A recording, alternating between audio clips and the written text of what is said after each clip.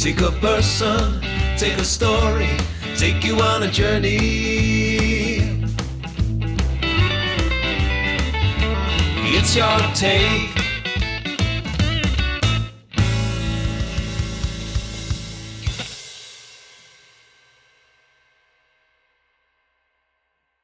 On today's Your Take, I'm joined by a well-known puppeteer who has been associated with some of your favourite children's films and TV programmes.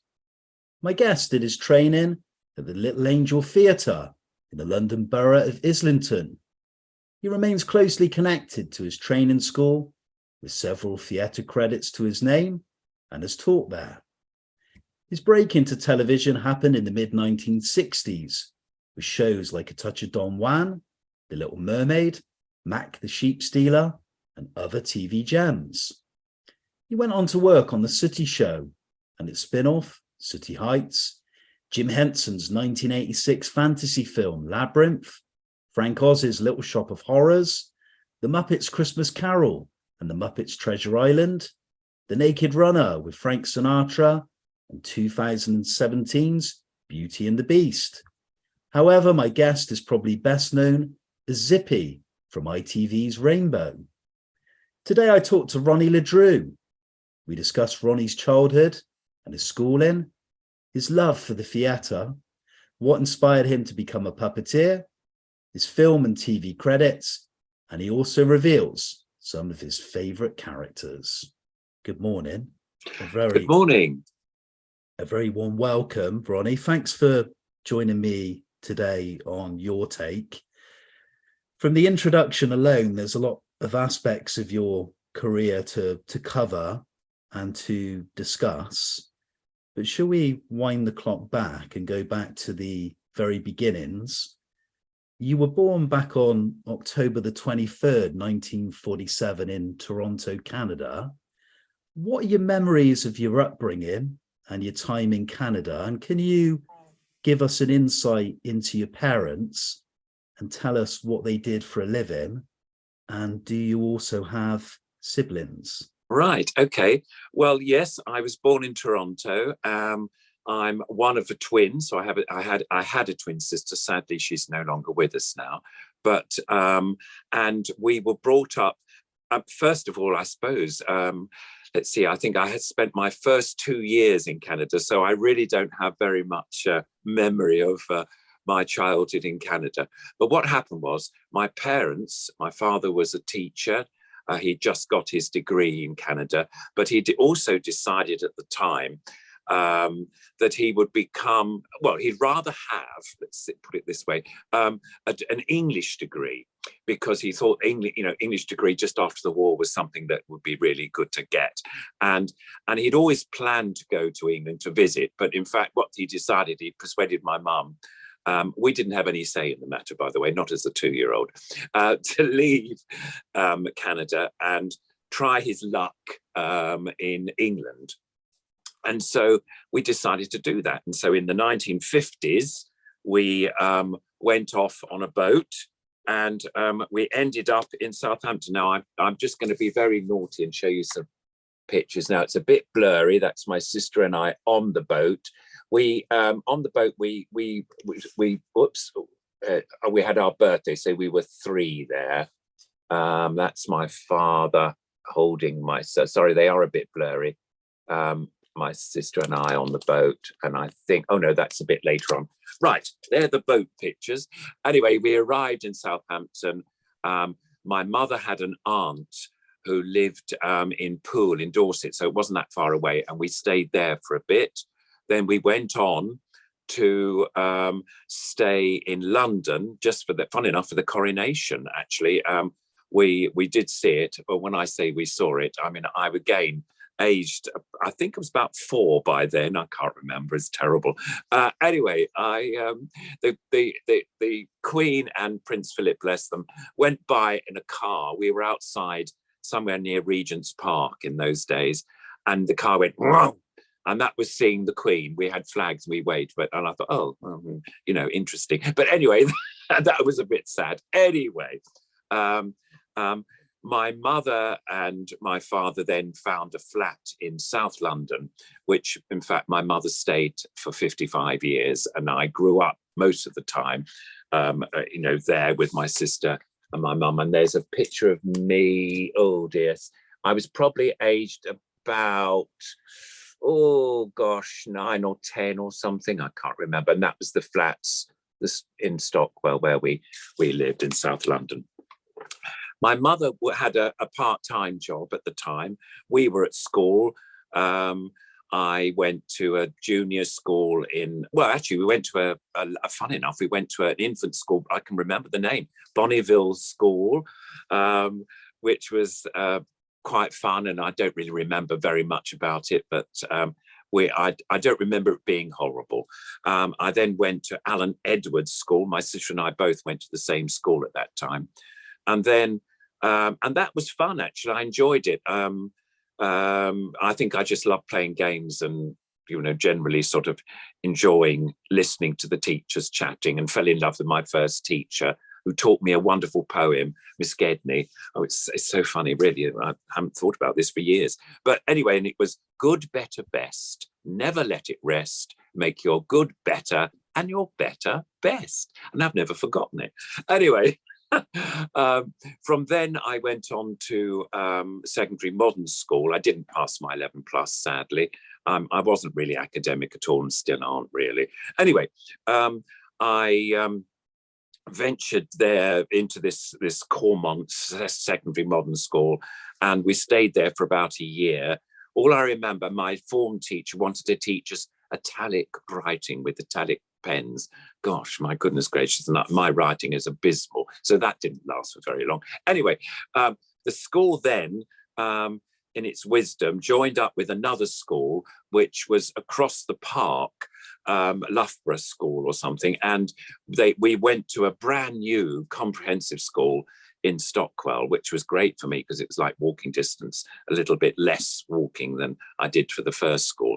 And there was it's called Stockwell Manor Comprehensive School. Then I think it's changed now, and I'm not quite sure whether the school is still the same. Anyway, so I went there, and unfortunately I had a horrible time. I didn't really like it at all. Hated senior school. I was this young kid who really wanted to play and join in and just make up games and just generally play about. And sadly, the school was terribly sport orientated, and games were the best thing, football and rugby and all this sort of rubbish. Sorry, I shouldn't call it rubbish. In my mind, it was rubbish. I just thought, no, I'm not interested in that. I'd rather go in the library and read a book or something. Anyway, so I was a bit an outcast, really. They didn't really know how to fit me in.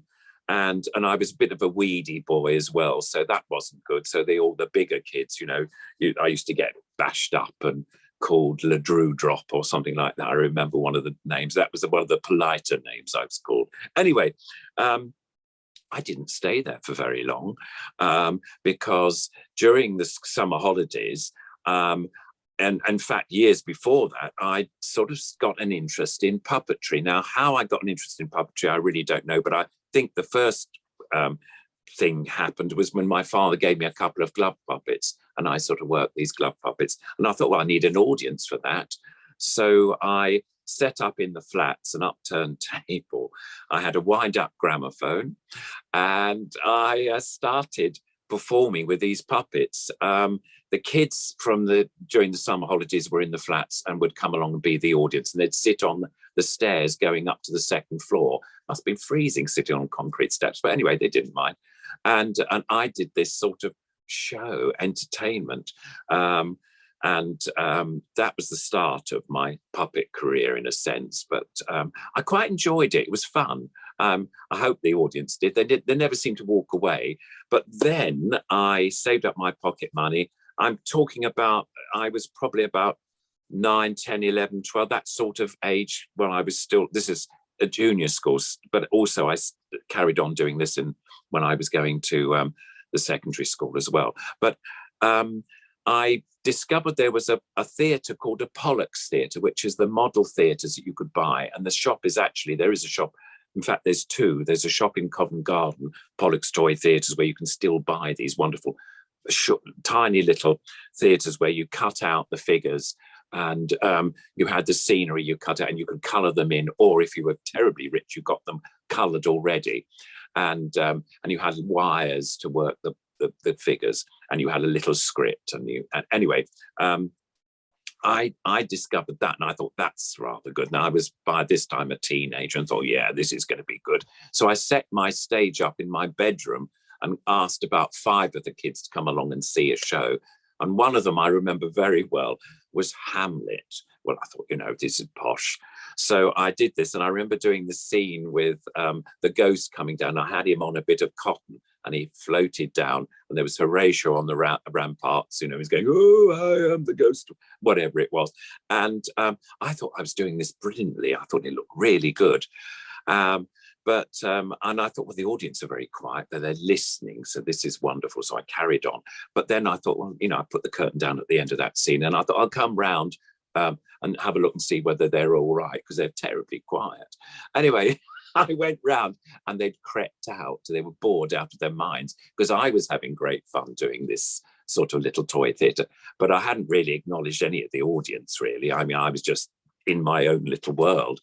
And it was a great lesson, I think. From that moment on, I thought, well, actually, when you're performing, you're not just performing to yourself, you're performing for an audience. And that was something I remember learning, as I say, as a very young kid.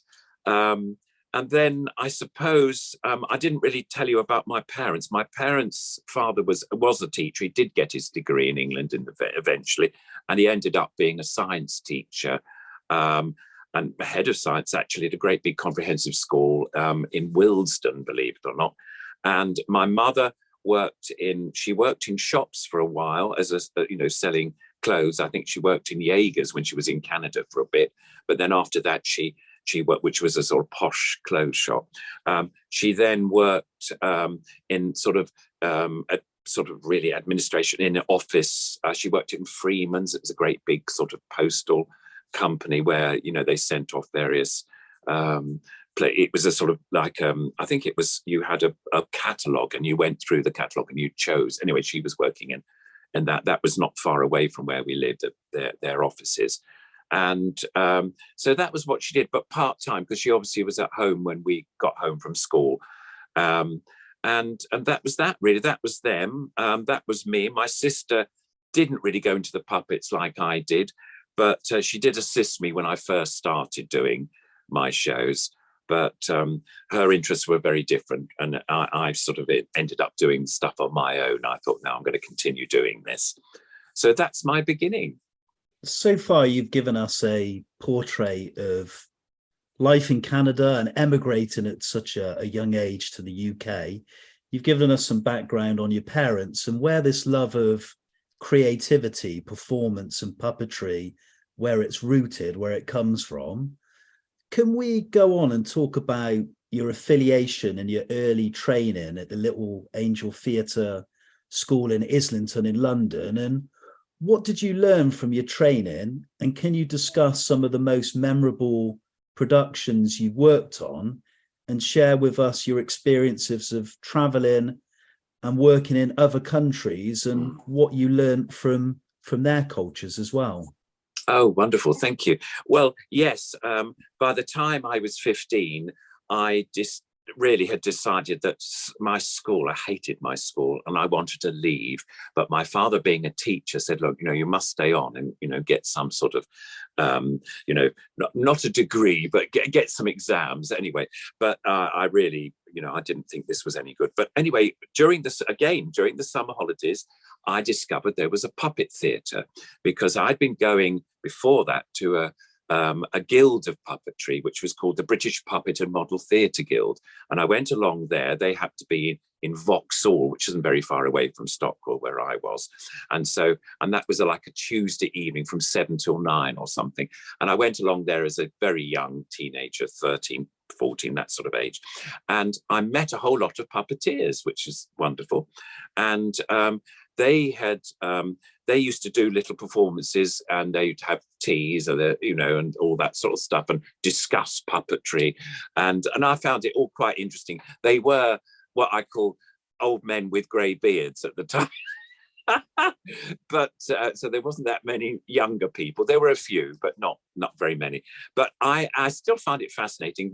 And I always wanted to say, could I work one of your puppets? And some of them say, oh well, no, I don't think you should, because you might tangle them or something like that, or get, anyway. But some did, and so I did have a little go with their puppets. So I did see sort of various different types of puppets, the marionettes and the glove puppets and various other types, rod puppets and stuff. And I think we did see a shadow puppet show. Anyway, so that was all quite interesting, seeing the different types, because I hadn't really discovered at that stage how much, diversity there was in puppetry, really. Anyway, I was going there for one of the meetings. They said, well, actually, there's a puppet theatre you ought to go and visit. And it's called the Little Angel Theatre, and it's in Islington, North London. So I went along with a puppeteer friend who'd come over from Australia, actually. I met her at the Guild, and we went along and we saw a production of The Little Mermaid, which is by Hans Andersen's story. And it completely blew my mind. It was absolutely wonderful. And they were marionettes. The man who'd set the theatre up was a man called John Wright. He was a master carver of puppets. He was the founder director of the theatre, basically. He ran the thing. It was very much a family thing. His wife, Lindy, was the designer and designed wonderful costumes and designed puppets. It was a perfect combination, actually, the two of them. And also they had some wonderful puppeteers. One of them was Christopher Leith, who was eventually turned out to be one of the artistic directors of the theatre years later. But he also had productions of his own as well. And he'd been to art school, so he was a little older than me, but was a brilliant teacher too, actually. I learned a lot from him, and Lindy and John. And then there was his niece, Mary, who worked there, and a wonderful actress called Joyce Wren, who basically did a lot of the voices for the characters, because most of the productions at that time were pre-recorded onto tape. And Joyce, being a fantastic actress and voice person, she was of a kind, her childhood, I don't know her childhood, but her early days were sort of in the 50s. So she had a very sort of RP sort of voice, that sort of voice. And I found it fascinating. I thought, I can't believe this person, this wonderful lady. And I remember when I first knocked on the door of the theatre, she opened the door and I said, hello, I've come to see, John Wright. This is after I'd been to the theatre and seen a few shows, but I'd written, sorry, I'm running ahead a bit, but I had written to the theatre to ask if I could go, come along for a meeting with John Wright. And he obviously said, yes, that would be fine. So we'd arranged this date. Anyway, I knocked on the door. She opened the door and she said, hello, what can we do? And I went, I'm Ronnie Le Drew. And I just suddenly got into her voice, which was awful, which was a slightly embarrassing moment for me, but for her, she thought, what is this vile child? I mean, she had met me before, but I mean, she thought, oh my goodness, he's being outrageous. But I always remember John Wright saying, has he got his mother with him? This is the voice in the distance. And no, he's on his own. And I always thought, well, that's good, because I think, I came up on my own. This is the job I want to do myself. Didn't need my mother with me. Anyway, it was quite fun. But he was lovely and said, look, we can offer you some work here, but one thing we can't do is give you any money for it, because basically they were struggling theatre. It was a little old temperance hall originally, and John had acquired it in 1959. It formed a charity, Pathanus Limited, to set up the whole theatre and keep it running on the right sort of way. And he basically got in touch with the local woodyard, Andersons, and they got the roof, because the roof of the building was completely destroyed by the bomb falling on the church during the Second World War. And the church sort of rubble fell onto this temperance hall, which was right next door to it. And the roof had been ruined, and it had been empty for years since the war, really. And anyway, he acquired this building. He also acquired the workshop next door and the cottage next door to that. Amazing. And so he had a house to live. He had a workshop, although the workshop at that stage was a joiner's, so he couldn't really use it. But when the joiner retired, he moved into the workshop as well. So we had the whole 3 buildings there. And he acquired seats from the Collins Music Hall, which was up the road in Islington Green. Also the exit lights, which were rather fun. I mean, in these days, you wouldn't be able to do anything like this probably because, for instance, health and safety is so different nowadays. I mean, we had the exit lights were originally, I think, worked by gas, and you lifted up the top and you lit the gas thing. And well, of course, we didn't have that system, but we did have little night lights. My job was to lift up the exit light thing, light the little night light, put the exit, and there it was. We had 2 of those, one at the front, one at the back. And so that was wonderful. And the old seats were pretty old and a bit, uncomfortable to sit on. But so that was the sort of setup. But anyway, John did say, well, I'm afraid we can't pay you, getting back to my story, can't pay you, but we can teach you all, everything you want to know about puppetry and puppet theatre and all the rest. Well, I thought, I didn't care. This place was a dream for me. So I went back to my parents, and they known I'd gone for this interview, and they were waiting there, And they said, well, how is it all going? How did it go? I said, oh, it was wonderful. I absolutely adored it. And they're lovely people, and I'm going to love being there. So my father, being a little bit more stricter than my mum, probably said, so how much are they going to pay you? I mean, surely they'll give you some sort of money for, And I went, oh, no, they're not paying. I was completely, I said, oh, they're not paying me anything, but they're going to teach me the whole. And my father said, slightly, well, put out by that. Anyway, they went off into the kitchen and they were chatted for a bit. Well, I felt they chatted, I'm a young sort of 15-year-old and a really young one. I mean, I was like, they're discussing my life. I'm never going to be able to do. Anyway, I mean, it was probably 2 minutes they were in there for, but I thought they were in there for hours. Anyway, they came out, and my mother had a twinkle in her eye. I said, look, I'll tell you what we'll do. We'll give you, 3 months for you to sort of get to know the theatre and see whether you really like it, and 3 months for them to see whether they can put up with you. Anyway, so they gave me sort of 6 months grace. But in fact, I did stay there initially for 8 months. Sadly, my father died during that period rather suddenly. And so John Wright, bless him, gave me £2 a week to help with the tube fares from Stockhall to the Angel.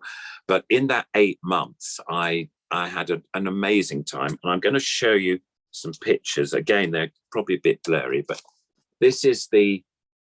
that's John Wright there at the top. Lindy, his wife, if you can see there, Christopher Leith, myself, you see a very young looking 15-year-old, Joyce Wren there, who was the wonderful voice lady, and Mary. And that was the company at the Little Angel Theatre there. And then I've got a picture of me, one of my first jobs, that's the turtle from the Little Mermaid. Now that is me. Now, what am I doing? I'm blowing down a rubber tube, because in the center of the stage, there was a sort of cauldron for the sea witch. And I used to have a cigarette and I'd blow this smoke down that rubber tube, and it came up. There was a red light in the cauldron and it looked amazing. This smoke would sort of float up while she was doing the spells. This is me up on the original bridge. And that's me holding the Prince puppet, I think. Yes, it is. You can't really see. It's very... there you go. And then I think I've got another one. Oh, that's John, Lindy and I holding puppets up, marionettes in those days. And I'm wearing a tie because it was a press picture or something. And they thought, I always thought we would have to look neat, to do all that. And John tried to look a bit neat. We're all, we didn't care much about clothes or anything like that. We're all into the puppet shows at that stage. But that gives you a rough idea of this young kid working at the theatre. And then, of course, I stayed on much longer than the 8 months, and we did wonderful tours. You asked me about touring abroad, and started off, I think, around more or less in this country. We did nearly every Christmas time, January time. We toured Scotland, and it was really the real rough winter. I think they thought, oh, the puppet company can go up there, they can travel in a van and travel around all the sort of west coast and the east coast and all the rest. It was amazing, actually. And we did one night stands in village halls and things. The Scottish Arts Council paid for this tour.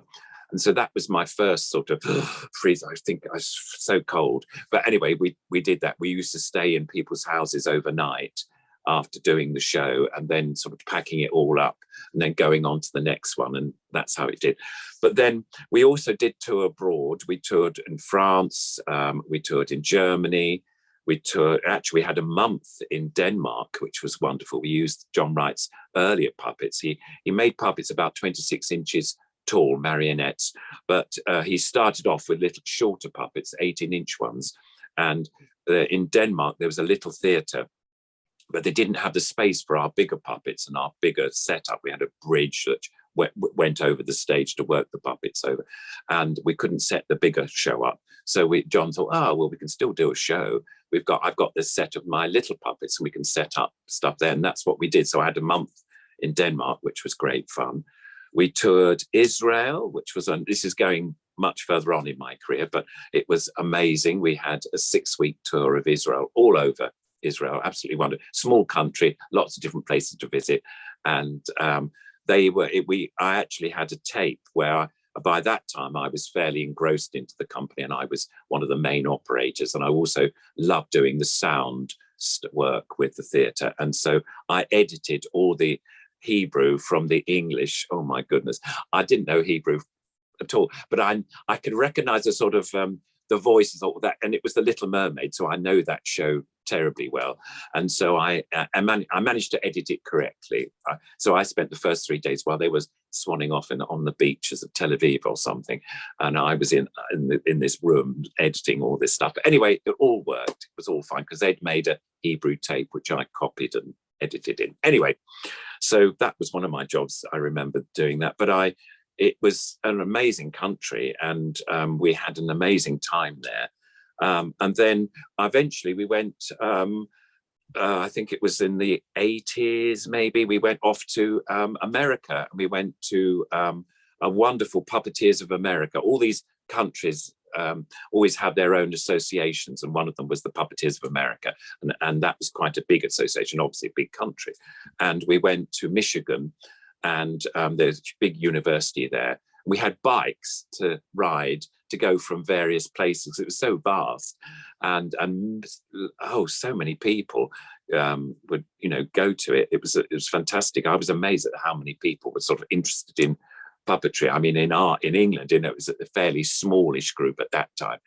America, huge country, big interest, and of course Jim Henson was around in those days, so there was the Muppet influence as well. So there was lots of workshops going on. Anyway, I'm talking about one production all the time, but we did take the Little Mermaid to America. They loved it. But I did plenty more shows with the company. But yes, that was some of the countries that we visited. It was fantastic. Hard work. We were in a big van. We put everything in the back of the van. Excuse me. And we actually, in those days, again, you wouldn't be able to do this, but we sat on the boxes with foam, driving, around all these different places. I mean, obviously, going to America, everything was sent over beforehand, but we still had to have a van to put the stuff into travel, because we did go round we didn't go. I think we went to Detroit and did something which is not far from Michigan. So we didn't do a massive big tour of America. It was just those, small cities or cities. But touring generally was used to make the money to keep the theatre going, basically, because there was more money for John, when he took us touring. And we played, we really did play so many different places and venues and all the rest of it. Sometimes we'd have to climb up with all the puppets were in boxes, the stage. The boxes were part of the stage, and the whole fit up took about an hour and a half to set the whole thing up every time, and probably about an hour to take it all down. And we had to put the puppets in the boxes and very carefully so they didn't get tangled and all the rest of it. So it was hard work, but it was an amazing learning curve to go to visit all these countries. And you asked me too about the different cultures that we saw, and we did. I mean, I saw puppet theatre in Germany for the first time when we were toured there. They would do marionette shows, but also rod puppet shows, all sorts of different. There's quite a few different theatres. We one of them, where I think I'm trying to remember which was one of the theatres we played.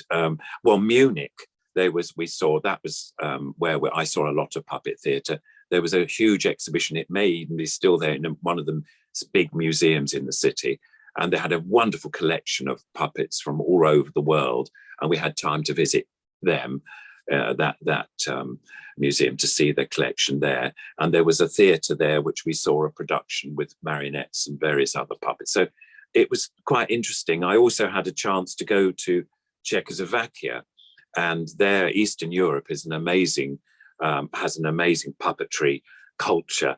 For instance, I went to, it was an amateur puppet festival at the time, but and we performed. I performed with some friends, and that was amazing. They had, I mean, there was only about 5 of us in this little glove puppet show we were doing, and but the companies that are joined for this mini festival, as it were vast. I mean, there was one of the Czech companies, the big professional companies, I think had about 30 puppeteers, and I'd never seen so many puppeteers working in a show. And it was what we call black theatre. Now, I hadn't seen black theatre before. And basically the puppeteers were all dressed up in black with masks and hoods and gloves on. And they had beams of light coming from the side, and they'd put their puppets into the beams of light. And all you would see was the puppet doing these amazing things. And it wouldn't be just one puppeteer working the one puppet. It'd be 3 or 4 puppeteers working the puppet to give it amazing movement. So this was, something, wow, blew my mind. You saw all this stuff. And there'd be scenery that would come in, cars that would go. I remember a car coming in and then turning to the audience, and they turned on the headlights, and that beamed into our lights, into our eyes. And it was like, oh my goodness. They did that so they could change something, very cleverly, for a scenic effect. But we also visited Prague in Czechoslovakia too, where they have about 3 big puppet theatres still going today. There was the National Puppet Theatre of Prague, sort of thing, doing very, very much folk stories, but amazing, beautiful designs and wonderful theatre. They also had a school there. I'm not sure whether it's still happening now, but it possibly is. It was all part of the university. So you had a degree course in learning puppetry and theatre skills. It was all part of the drama school. So puppetry was very much part of general drama in Eastern Europe. I mean, it wasn't a case where, puppetry is just for kids and you just do a little puppet show and you go off and do your own thing. In Eastern Europe, puppetry was theatre, like the National Theatre, it was all part of the same thing. Ballet, circus, all these wonderful things were all part of the same, it had the same sort of kudos, if you like, as it was all part of the theatrical experience for the public to go and see. So that was amazing. And of course, it was sponsored by the government. So there was money there to keep these things going. So that I think in a way Czechoslovakia, and we also had puppet festivals over here occasionally, and we had companies from Poland, again Eastern European companies, amazing puppetry going on. So Russia, Poland, Romania, all the Eastern European countries, the puppetry is really very strong and still is today. And it's, as I say, it's not just for children, it's for the whole family, it's for everybody. It's part of their culture, and they've kept it going, which is wonderful. I think, some of the political problems they've had in some of the countries have stopped some of the art stuff, but that's another story. But the actual puppetry scene is really still vibrant and still very important to, those countries. This burning desire and ambition to work in the theatre, but to work with puppets, paid dividends when you, yourself and your family made that decision to pursue what would be an incredible career in puppetry. But I wanted to kind of move forward in the timeline and talk about the 1960s when you made your break into television. How did that opportunity happen? And can we discuss some of your early television credits, which included A Touch of Don Juan, The Little Mermaid, Mak the Sheep Stealer, Potty Time, Oh yeah, and many other television gems from that golden period? Oh, thank you. Yeah, well, basically, the very first sort of television work that I did was actually with the Little Angel Theatre. John Wright was asked to work on this program. It was BBC Two, black and white, A Touch of Don Juan. That was the very first telly that I ever did. And I was really assisting John. Now, this program was basically about Don Giovanni, all the various productions that they'd made, the Mozart opera, the plays of Man and Superman by Bernard Shaw, which was sort of a play on that production. And we had Douglas Fairbanks Jr., who was an old man then. I mean, I just knew this iconic actor, but he was terribly smart. He was a huge Hollywood star, in fact. Absolutely. And he was fronting this BBC Two program. And, I remember him, he had immaculate suit, very tall man. I was quite surprised. Anyway, and he had a sort of like a rose or something in his, pocket there. But it was so funny when he first met John, and John is basically an artist and really didn't really mind about meeting, stars. They're just people. I was a bit like, oh my goodness, but I was very young. Anyway, so John said, pleased to meet you. This is the little puppet sequence we're going to do. And Douglas Fairbanks, I remember saying to him, said, oh, I'm sure we've worked together on a couple of films, haven't we? Or something. John said, oh, well, may well do. I can't remember. And I don't think John had worked with him before, but it was really nice. But there was some, the sequence we did was taken from the Mozart opera Don Giovanni, where the statue is there. And I actually worked the statue. All I had to do was lift. The statue was like literally a statue. It didn't have much. I don't think it had any head movement, but it had an arm and it said, you shall go down to hell or something. And John worked the marionette and with the telly, they had a sort of trap door. They made it as though it was a stage production, and the trap door opened and there was smoke and red light. Well, you didn't see the red light, but lots of smoke, probably dry ice or something sort of bubbling out. And the poor old string puppet went down into hell, and that was basically all the little bit we did for that. But I mean, I was thrilled to go into a television studio and see how television was made and all the rest of it. And there was some lovely acting sequences. Lovely actor called John Wood, who was a brilliant actor, did a bit from Man and Superman with an actress called Anne Bell. It's funny, I'm remembering their names. I haven't thought about this for years, and that was lovely. But just to see these sequences all being put together. And in my scrapbook somewhere, I've got a picture of the Radio Times with, a wonderful debonair-looking Douglas Fairbanks Jr. and Anne Bell and John Woods there. And sadly, not a picture of our puppets, but I do have the head of the statue. I tell you what, if you like, I can go and find it because it's here. Oh, sorry about this, leaving the podcast room. There he is. That was the statue. Lindy made him. So it was polystyrene. And there it's funny, I haven't shown this out on a podcast before. They were, hello. That was him. Anyway, he's going off. But it was wonderful. And then, of course, my big sort of break into telly was after that we did Mak the Sheep Stealer, which was one of the plays I did about, I think John had about 10 plays, which we did. And Mak the Sheep Stealer was an old Wakefield mystery play. We did that for ATV for a Christmas show, because it has at the end, you have the sort of baby Jesus being born and the whole sort of nativity scene.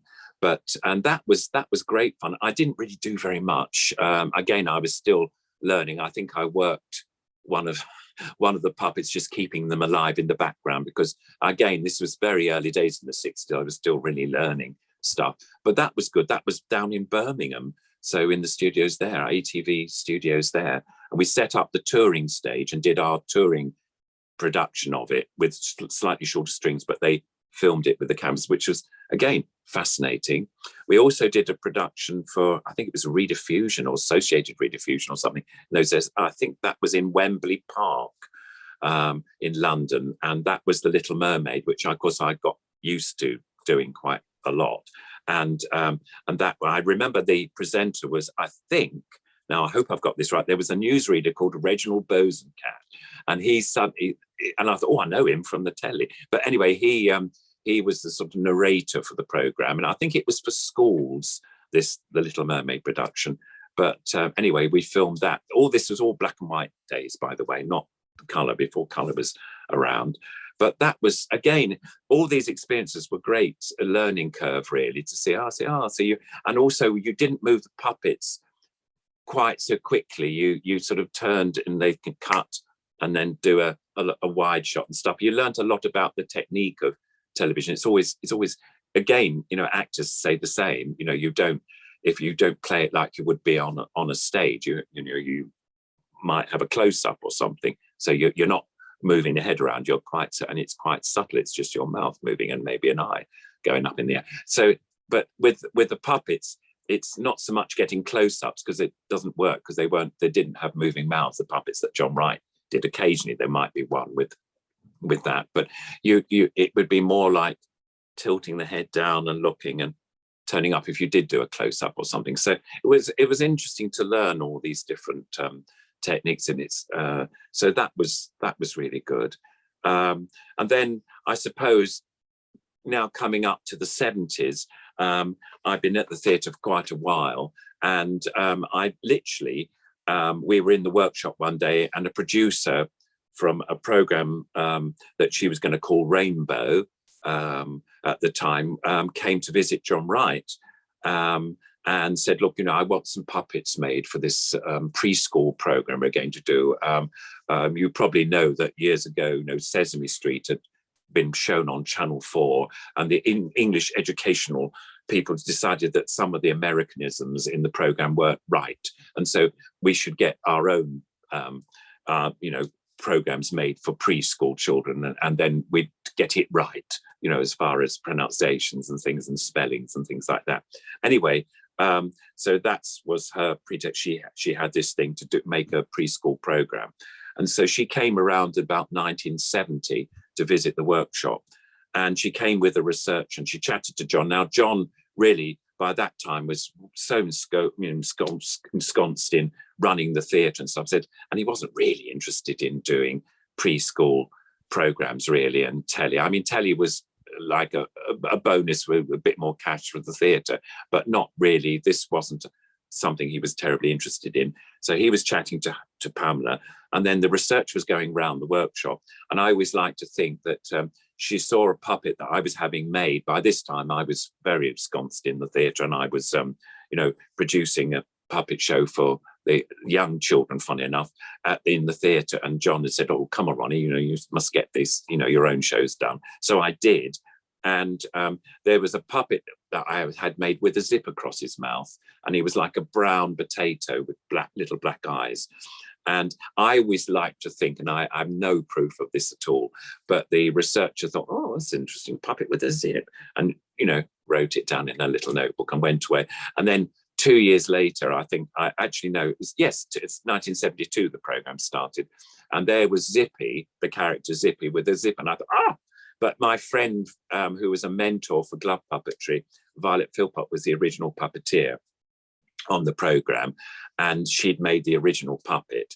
And so I didn't feel too, the weird thing is, a few years later, or 1973, in fact, I was asked to take over from the puppeteer, not Violet, but another puppeteer, because Violet had injured her back and wasn't able to continue doing the early series. So another puppeteer took over, and he then was a brilliant maker of puppets, and also had suggested ideas while he was at Thames Television, this is where it was in Teddington, to do his own series with his partner. So he got a series started, and he'd already done one on BBC, I think. So he was already quite established in television puppetry.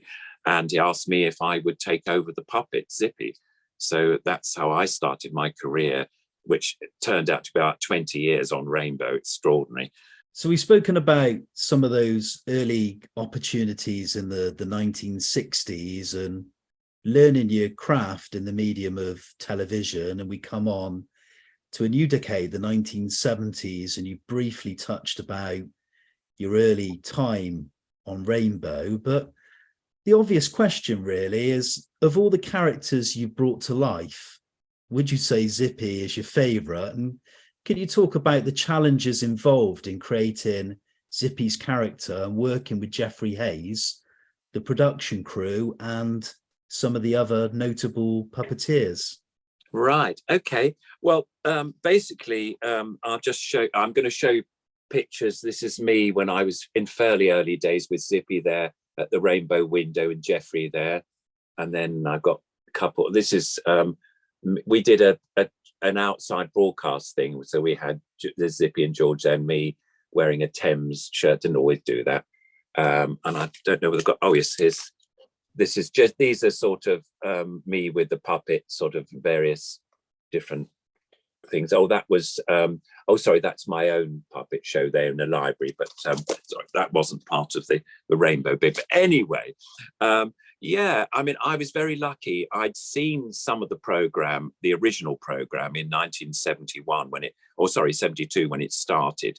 And originally it was the Violet Philpott was the puppeteer of the puppet, and they didn't have George there, his sidekick. It was just Zippy was the sort of nasty, not nasty, but the show off, the rather rude know-all character. Anyway, he was there, and because it was a lady puppeteer, they had a very well-known voice artist doing the voice of the puppet. So Violet had to lip sync to the puppet, to the voice. And he was Peter Hawkins, who was famous for doing Bill and Ben, Captain Pugwash and all that. So I think in television, they always think, oh, well, get him. He's the most, brilliant voice man. So he did. But his Zippy voice was also, oh, hello. It was very slow and quite sort of like that. And so it was quite interesting. Violet had a different sort of character there. But then when Peter left and Violet had her injury, the other puppeteer who came to take over Zippy was a guy called John Thurtle, and he did it. But also at the same time, a man called Roy Skelton, who I've got a picture of, if you can bear with me, just to give you an idea. Oops, there he is. There's Roy, and that was Roy, and he did both Zippy and George, because when John took over, there was George, the pink hippo, and so Roy would do Zippy's voice and also George's. So he's go, oh, hello, I'm Zippy. Oh, hello, I'm George, and go between the two of them. And so that was quite interesting. So when I first started, Roy was doing the voices because he continued doing it. And because I started on the 29th of October, 1973, got it written down here, series 3. Anyway, it was a case I hadn't really done. I'd done some sort of lip sync puppetry, but not a great deal. So I was sort of learning as well. But anyway, I managed to, do it all right. They thought it was all right, and we got used to listening to Roy's voice and interpreting. But what I think I did, or brought to the character eventually, was a sort of through the movement and stuff. Roy changed the way that he would perform, and so with Zippy, the puppet was here, the head, and then I had my own hand doing the rest. And so if Zippy was like upset, I'd sort of find moves to say, oh, and Roy would interpret the moves and put oh, and do sort of lovely, vocal things. So it was a sort of double act to begin with, and that's how I think the character progressed, in the sense that he got, for instance, they would give him sort of single shots and he would sort of chat away, and he didn't have he had the moving mouth, no blinking eyes, nothing extra. It was just the puppet. So it was all about in the movement, the angle of the head, putting his hand over his eyes or whatever it was, or all those sort of things developed him into being the sort of horrible, nasty sort of, not nasty, but, you know, show off type character that he was. And I loved that, developing it. And I had time through the years of developing the character. And that's how he developed as a character. And eventually I took over doing the voice because sadly Roy died. And they said, look, Ronnie, you listened to this, you know, his voice for so many years, it's probably ingrained in your head anyway. So I do my impression of Zippy. So that's how I did. And because I moved him, it was just was second nature. And of course, normally with puppeteers, you always do the voice of the character you do it. Well, it was just that, you know, the way that it was set up originally, they had a voice man doing it. But as I say, it was a bit weird for me at the beginning to have to sort of lip sync, you know, a puppet's voice. But anyway, it was a great learning curve because, again, it's a bit like when I started with marionettes. We had a recorded sound; the voices were recorded, and I learned to sort of, you know, work the puppets and give them a sort of character in that way. And I suppose in a similar way with Roy doing the voices, I was able to sort of get a sort of character movement through listening to the way he did the voice, but also doing extra moves for Roy to sort of develop. So we work really well together. It's very much a collaborative thing. I'll ask, you know, tell me another question because I can't remember what else you asked me about in that. Yeah, I mentioned some of the other people you work with on the program, which you've discussed, but would you say, you know, you've said very much during our conversation about learning the tricks of the trade from theatre, moving into the medium of television, and then eventually film, which will come on to shortly. But were there any mentors on set on Rainbow that particularly inspired you or gave you particular skills or words of wisdom that inspired you and helped you as a performer? Yes, I think the whole team, in a way, helped. We worked very much as a team. I mean, Jeffrey was quite a quiet personality in reality, as it were. You know, he wasn't sort of very, you know, loud in his way. He was a quite shy person, but and he, in a way, working with Jeffrey was quite nice because he was the father figure, and so our subtitle, you know, Zippy would sometimes be sort of, "Oh, Jeffrey, I didn't really mean to be," so I mean, really wicked, and he loved that sort of play between us, and that was really good. And I think I learned an awful lot. I've mentioned Roy Skelton from his vocal work that he did, because you're picking up together, and then when we weren't on a scene together, we'd be in the sort of green room, as we call it, and we'd maybe discuss the next scripts and say, well, you know, do you think we should do it like this? You know, if I played Zippy like that, you could do some lovely. And so we work very much collaboratively. And it's the same with the other puppeteer. I had various puppeteers doing George. And because we were, you know, a sort of, I mean, he was like the sidekick to Zippy. Zippy was the know-all. George was, oh, yes, I just wanted to. And so it was sort of, it was quite nice. And of course, he had eyes that blinked, so he could sort of shut his eyes if he got a bit embarrassed about what Zippy was doing or something like this. And so we'd work out sort of movements sometimes, you know, in the green room. And then we'd always have a camera rehearsal. So with the camera rehearsals, we could see the puppets like you can see my hands doing, and we could sort of work out, you know, different moves, and sort of Zippy might go, oh, don't do that, Zippy, you know. And so we could see what we were doing, and that was an advantage with television because you had a monitor and you saw exactly what the audience would see when they see it, you know, played back to them on their televisions at home. So it was really quite interesting. You didn't, as a normal puppeteer, you're looking up at your puppets because you don't have a television set, and you're seeing a sort of different angle. Suddenly with the television, you're actually seeing exactly what the puppets movements were doing, and you sort of honed your movements to that sort of television, it wasn't quite a square, but, you know, rectangle shape, so that you could you just fitted it in, and you didn't do too much big movement, or else it all became, you know, what we call dolly waggling in the business, which is awful. So you learned to be a bit more subtle with your movements, but that helped you because you had the camera, you had the picture there in front of you, so you were learning all the time. So yeah, and as a group, we worked together for so long. Various people, you know, joined and then left and came in, but the Jeffrey was always there. We always had Bungle Bear. We had different Bungle Bear actors that played Bungle Bear over the years, but we all learned to work off each other really well. And I think that's the thing. It's a bit like being in a rep theatre. You know, as actors, you know, you get a group of actors who work together for say 2 or 3 years in a company, and you get to know exactly their personalities and what they like to do and what sort of movements they want to do. And it was the same with us. We didn't see each other. People have said, "Oh, did you see each other when you weren't doing Rainbow?" No, we didn't really. It was a job. Occasionally we did. We did opened a fete or something, and we would all meet up and do that. But we didn't.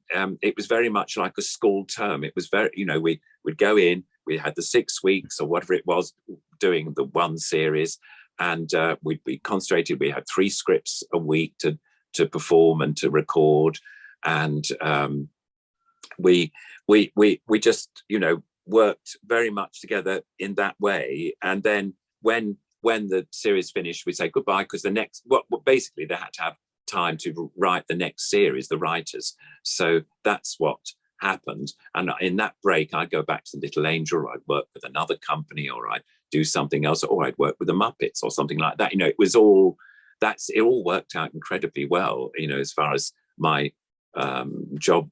But that's the sort of history of Rainbow and the collaboration of working with the various people on Rainbow.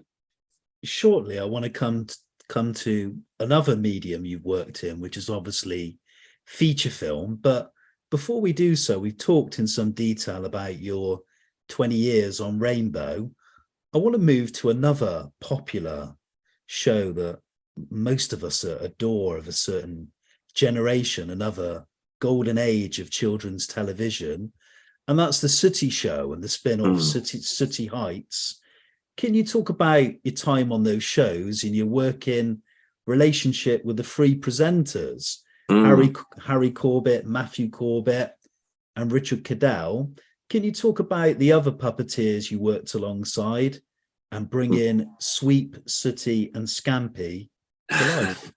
Right. Okay. Well, basically, the Sooty connection for me was, of course, I'd watched it as a kid as well with Harry Corbett on the BBC as a child. So I knew Sooty and Sweep and all the various characters. And what happened was, we had 3 musicians, singers in Rainbow. And at one time, Matthew Corbett was chosen to be one of the singers. And so I got to know Matthew as a singer, an actor. I knew he was related to Harry Corbett, but it was never we never talked about Sooty or anything. But then, sadly, one year, Harry Corbett was performing at the Mayfair Theatre. He did seasons there every year for years and years, and sadly had a major heart attack in the middle of the Christmas season. So he was in hospital, and Matthew had to take over doing the Sooty, you know, presenting the show. So he did all that. And I mean, and then there was the following summer, they always recorded the Sooty Show, because at that time Sooty had been on the BBC with Harry Corbett, but had moved over to Thames Television, and they recorded they did their own series there. And so Matthew was asked to take over the programme because they were a bit worried about Harry's condition, whether he'd be well enough and whether, you know, he'd be strong, because it was a very serious heart attack. Anyway, he took over, and he asked me at the time to say, "Ronnie, would you come and do Sweep?" Because I was working Sweep, or Matthew was working the Sweep puppet on the series before I joined. And so I thought, I couldn't believe it, you know, how wonderful to work such an iconic character. So I did, and I took over. It was one wonderful thing for me was that I met Harry Corbett and his wife Marjorie, and they were absolutely lovely. He was recovered quite well, really. In fact, had a little piece in the Sooty Show that I would do. It was called Harry Remembers, and I always used to do the puppets for him when he'd always do Sooty, but I'd do Sweep or Ramsbottom the snake, or Butch, the sort of bulldog character, and it was quite nice that Harry was still part of the show, although, but Matthew was now this bubbly Matthew Corbett presenting the show.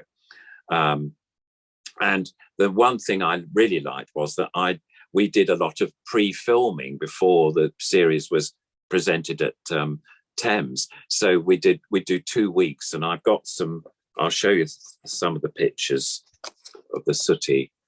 Now that's Matthew Corbett there. I think with Sue's there. I think and Sooty, and I'm down here putting a terrible face. You can't see I'm glad, but I think how long is this going to go on for? And then that was Harry, bless him, doing Sooty there under a table. And then here is filming. Now that's Matthew in the yellow there. Now, if you look up a little bit, there's me working. I'm trying to see it in the picture. There's Matthew. Where am I? I'm doing Sooty and Sweep, and the cameraman is, where is he? You probably can see it better than I can. But anyway, somewhere there in that picture, it's just a small picture, I am squashed between, there they are. They're the puppets. They're sort of there, I think. Yes, and I'm underneath the rock there. There I am, keeping my body out of the way. And they're rock climbing, basically. Sorry, I'm wittering on. And so the Sooty and Sweep are there. So that we did a lot of filming in fabulous Dorset. Look at that terrible picture. There's me with Sooty, Sweep and Sue. And I'd forgotten I had sunglasses on, which is a bit sort of starry, but not a bit silly, really. And that was the pictures of Sooty and Sweep there.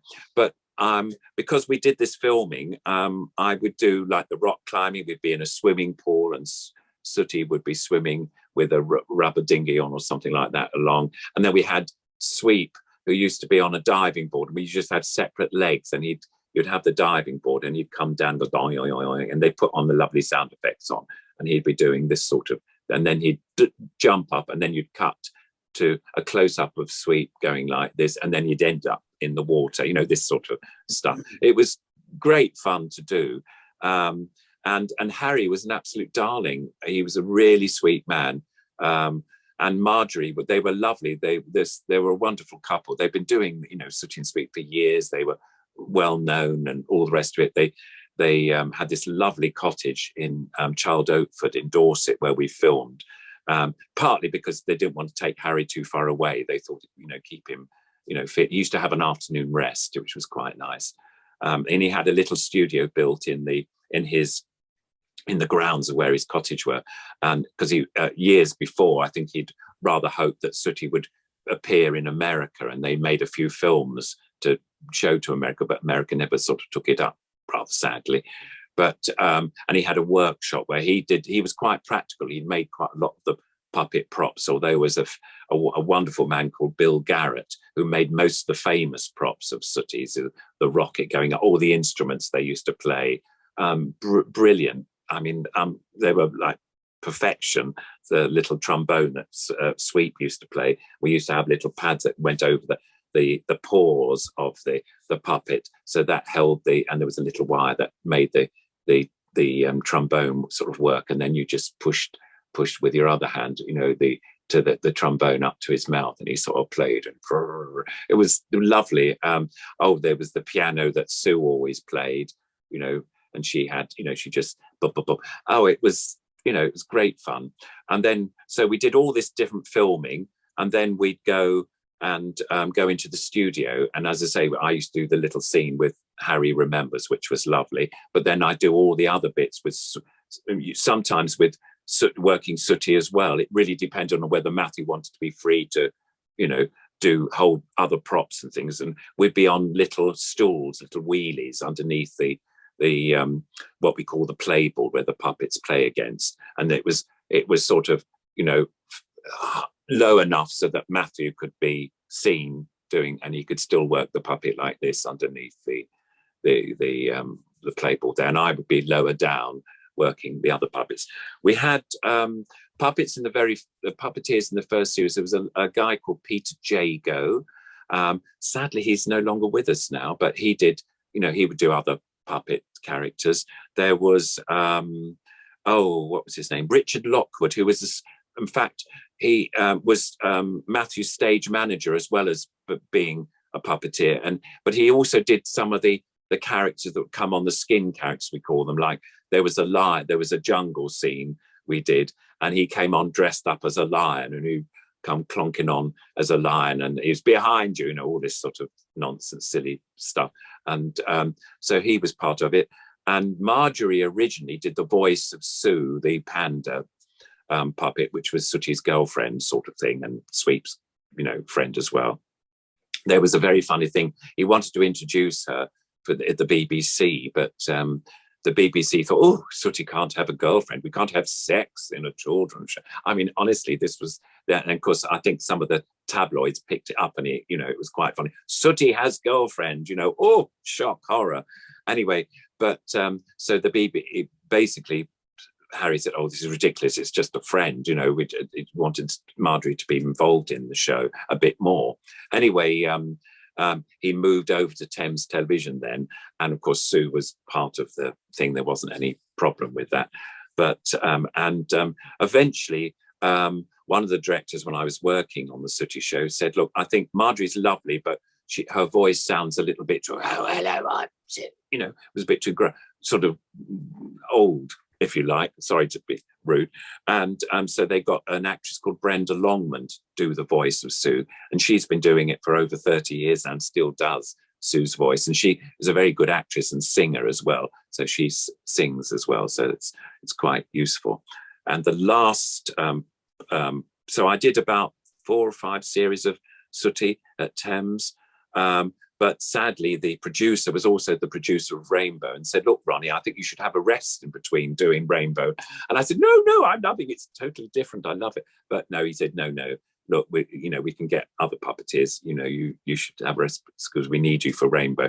So sadly, I wasn't allowed to do any more after that. But when I say I wasn't allowed, I did do the odd little bit, but I didn't do any of the long series after that. So I didn't do as much work on Sooty as I've done on Rainbow, but I've kept in touch with Matthew, spoke to him last year, in fact, so that was really nice. And I also keep in touch with Brenda every now and again, which is very nice, so I chat on the phone or something. But I then worked with Richard Cadell, who took over the Sooty. When Matthew did it for 25 years, Harry did it for 25 years. And Matthew decided that he would sort of retire. And he sold the whole business to Richard Cadell. And so Sooty Limited now belongs to Richard. And Richard was had appeared on the Sooty Show as a 17-year-old. He was a magician. He loved magic originally and did some magic tricks with Sooty or something as a 17-year-old, can you believe? And then he was, heard that I think Sooty was being, Matthew was sort of giving it up. And anyway, he managed to buy it. Him and his brother had worked, or owned a fairground or a sort of theme park type thing. I'm not quite sure how that all started, but anyway, he did. And he sold that and bought the Sooty, the whole lot. And he started doing Sooty. And he's been doing Sooty for, oh gosh, quite a few years. In fact, I worked with Richard originally on that Sooty Heights program. I did a little bit of Scampi, the puppet, and it was very funny. I was actually working on a theatre tour of Dr. Dolittle in Manchester, and they were filming it in Manchester across the road, Granada Studios. And I went with some friends from the company just to see the show. I thought, oh, they're over there. I'm going to go and say hello. So I managed to go in and I saw them, and I think I'd met Richard once before, but I didn't really know him then too well. But anyway, half the people, that production team, were all ex-Thames Television people, because, it was later. Thames lost its franchise in 92, and Thames people moved over to Granada, other companies, and they went, "Oh, hello, Ronnie," hello, da, da, da. And I went, "Oh, hi, I don't want to disturb you or working on the program." Anyway, Richard said, "Look, why don't you work this little Scampy scene?" I had no rehearsal, and it was only a little bit of nonsense where little Scampy came on, and I think he fired, there was a cannon or something, a smoke effect came out, and he did that, and that's all I did on that. But it was quite fun to do. But and then I kept in touch with Richard over the years, and I eventually worked on not the last series. The last series he's made, which hasn't gone out yet, but in 2018 I did a series with Brenda and Richard, and we had, and I think I was doing mostly Sue then, as it turned out, but it was lovely to work with Richard, and hopefully one day he's had this script to do a film version of Sooty and Sweep, and one day it'll get produced. It's cost such a lot of money to get a major film made, but he's always thinking one day we'll get it done. So as I say, fingers crossed it'll happen. So that's the Sooty connection, which was lovely. From your time spent with Sooty, Sweep and Sue and little cousin Scampy too, I think, and fingers crossed a feature film may be made, watch this space. You've worked on several high profile feature films. How is that process different to working in television or stage? And of the films you've worked on, are there any standouts? And if so, why? Oh, right. Okay. Well, I suppose the major film that I first worked on was the film Labyrinth, which is over 30 years ago now. It's extraordinary. And that was done because, again, I'd finished a series of Rainbow, and we had a break, and I'd read somewhere, or somebody told me they were auditioning for additional puppeteers to be on, Jim Henson show and film. And I thought, oh, wow, I'm going to go along to that. So I went along, and I had a sort of beaver puppet, Muppet type character. And I went, "Oh, hi there." And I did, what you were asked to for this audition, which was in Hampstead, where Jim had bought a house because he'd done a couple of films previous to the Labyrinth film, and he'd got his building there. But we were in a church hall in Hampstead for the auditions. And they'd said that you can either do a sort of 5-minute piece or a 3-minute piece that you've made up, or you can just improvise with a puppet. And I thought, I'm going to improvise with a puppet. That'll be easier for me. And so I went along, and of course there was a lot of puppeteers I knew, but also a whole group of youngsters who were like mad on the Muppets and knew everything about the Muppet Show. And they were one side, we were on the other. And it was quite funny. I thought, oh no, they'll never choose me because, I love the Muppets, but I've done so much other stuff, they probably won't want me. But they'll want all these youngsters who knew every single Muppet character's name, what they did, every program, they were sort of really into it. But as it turned out, I was lucky. I came up and I did this beaver puppet, which was, "Hi there, I'm the beaver." And I did this terrible American voice. I thought, my God. Anyway, I didn't think about it at the time. I just did this thing. And I think he stroked his fur, he stroked his back or something, and he looked at me and, did silly things. And I did that. And they went, and they said the classic thing, "Don't call us, we'll call you," sort of thing. So I went, and I remember leaving that whole setup. And I went down the road, and I put, because you're only there for your moment and you go away. And I sort of screamed in the street. The tension was too much. I hadn't really auditioned for anything. I've been very lucky, either a phone call or somebody I was working with. My jobs came about that way, not for auditioning. I'm very unusual, really, but that was the case. So I felt quite worked up, and oh my goodness, I probably haven't got it, feeling terrible. Anyway, 3 days later, a phone call. "Hello, Ronnie, we'd like to use you as an additional puppeteer on Labyrinth. Can you start in whenever it was?" And so I made my way along with a whole group of friends who'd also got through the audition. And so I did extra goblins in Labyrinth. Look at me, get the old book out again. That's me, bearded in those days, with one of the goblins. It's a bit blurry. And that's me sitting on Jareth's throne with another goblin. We did various goblins there. And we were allowed to take pictures in those days, but nowadays if you work on a film, you know, no cameras allowed, you're not allowed to do it, so it's rather sad that I know I haven't got pictures, but anyway, we did. And that was an occasion when we were doing these like pictures during lunch hour or something, and David Bowie himself came in, because we'd seen him in like on set, but you know, we're right in the walls behind, poking our goblins through holes in the plaster. It was all, wasn't glamorous, by the way. It was all horrible. Behind it was all sort of you know, scaffolding poles and stuff like that, and rather horrible monitors that you could hardly see. And we were, as Jim Henson said, we were puppeteers. We were basically background artists. So you know, if the camera came across and he was looking at David in the, you know, and if your puppet was seen at the back singing the song, I mean, we were doing the babe song, you know, is the babe, and David was throwing up the baby in the air and all the rest of it.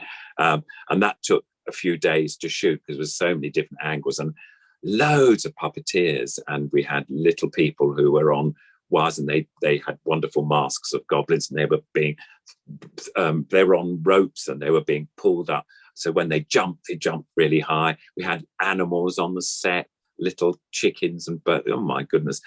Everything was happening. And there was a pitch where the main puppeteers were in, and there was a stage for David to walk about on and everything. So it was extraordinary setup, and then big wide shots showing the whole of the throne room scene, and then close-ups and all the rest. So it took a long time to do. But anyway, we went along, and you know, most of the time you're hanging about waiting to do the shot, because it takes ages to set up the lighting and all the different stuff, and they were choosing which puppeteer would work what puppet, even in the background. So we're doing that, and then you'd get called into the set, and you go, oh, and it was, of course, it's amazing. You see this fabulous set, and it was big. There is a making of, I think, on YouTube. I think might not be there now, but there was, and you know, it did show some. You know, when I say making of, it was another crew with just filming all the sort of making of the various scenes, and there you see this amazing set and a whole lot of us all sort of poking our puppets through holes and on the scaffolding. I do remember the first day I went, I thought, I'm on a film. Oh. And so I wore really nice clothes. I thought I better look smart, you know, I'm going to be on a film. And it was the most, I mean, it's, as I say, scaffolding poles, plaster, and in the end, you know, it was shorts and a tatty old shirt. We didn't care, you know, it's just, you had no idea, you know, I had no idea what it would be like. But there are a lot of times it's hard work, but you do it in spurts, because it takes time for them to set up the lights and the cameras and all the rest of it. And they have to do run-throughs with the main artists and stuff. And then you're called in eventually. So there was lots of time of chatting in the green room, sort of out of the studio. And then, but during the Labyrinth times, I remember walking around, it was at Elstree Studios, and I'd walk around with friends to see other stages. You know, the whole, basically the film's studios are big stages where they set up sets, and there'd be sound stages, so they'd be soundproof, so that you could, you know, they could record sound at the same time. And they were huge, like big open, well, not open, but I don't know how to describe a sound stage, but it's a huge area, and then the set and everything would be put in. And so I'd go around and open a door and look and see what was going on, and then because other films were being shot, you know, as well, so we'd sort of see. I remember seeing I think it was fun enough, it was a Michael Caine film. I think it was Sherlock Holmes or something, and so there was this lovely cobbled street and old house, all made out of plaster and stuff, or plastic for the cobbles, but it looked amazing. I was thinking, gosh, this is wonderful. So I'd see all that sort of stuff in the times when we weren't actually doing the puppets, and then we'd, you know, sing the chorus of the song, of that particular song. And then there was a battle scene in Labyrinth where that was amazing. The Goblin Village was like 2 big stages, and it was a village, literally, all these houses, roads going down, and we were working the goblins out of windows or out of the little doors, and there was sort of pits where we could stand if we were on the ground level, and it's terribly clever work. I mean, it takes ages to work, I'm sure, to work all the sort of stuff out, but the brilliant design of Brian Froud and his wife designed all these wonderful things and the puppets, so it was fantastic.